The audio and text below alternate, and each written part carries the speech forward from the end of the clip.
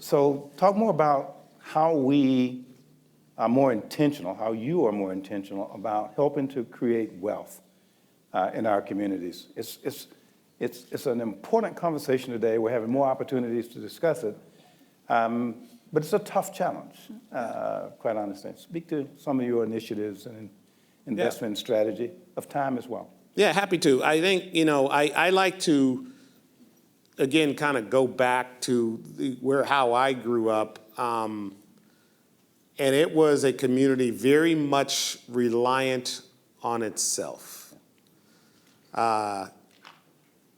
Growing up in Denver, Colorado, guess what? There ain't a whole lot of black folks in Denver, Colorado, despite what you hear. I know you didn't hear the word a lot. But.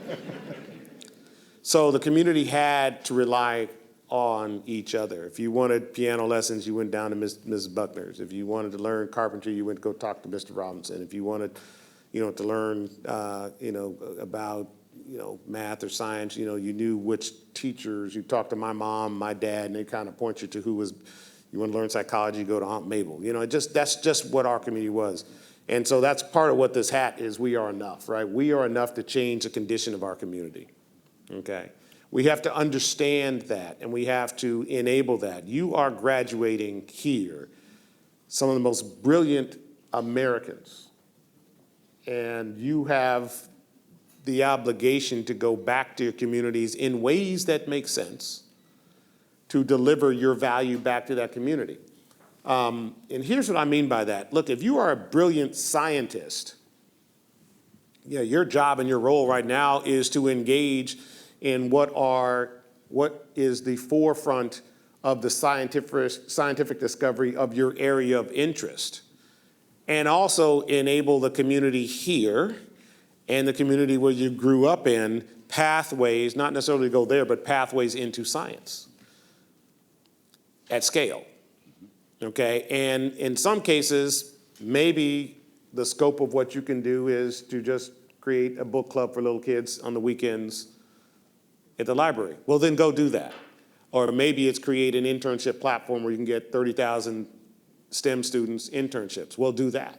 And maybe it is to ensure that 5, 8, 10% of our developer community, African-American developer community, are getting informed on Gen AI and its impact going forward. Then do that. But you have an obligation to do that. And it's important to then think about how you do it at scale. I have the good fortune of what I've been able to accomplish to now build systems of scale. Student Freedom Initiative is one, Southern Communities Initiative is another, where we can now deliver unique sets of resources into communities. And some of them are technical resources that come from the portfolio companies that we own and manage that enables those businesses to perform better because it adds more customers. And it also enables, community financial institutions and banks to digitize to serve our community. 70% of African-American communities don't have a branch bank. The neighborhood I told you about still doesn't have a branch bank in it. There's one, I've never seen the doors open. They got the sign out from it. I have never seen the doors open. This is some 50 years later. I'll just let them know your age, but right? But that is a dynamic that I know I can uniquely change because we own the largest fintech software company in the world. So fine, let's build these solution sets and let's sell them, push them into those community financial, institutions. And oh, by the way, because of relationships we have at the Business Roundtable and in the U.S. government, drive capital, or Bank of America or JP Morgan drive capital into those banks to accelerate their lending. Absolutely. That is utilizing whatever platform that you are a part of to enable the community to accelerate. And that's the obligation. So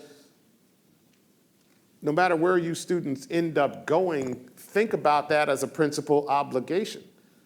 And you might end up in Silicon Valley. Great, think about some of the kids in Silicon Valley who can use that work, and then think about the kids here who could use the internships, and make sure that the company you go work with now increases the number of interns they get by a factor of 5.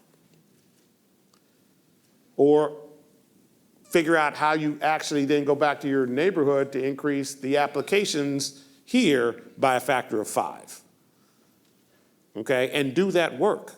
It's not as complex as you think, and it creates a massive economic benefit for our community.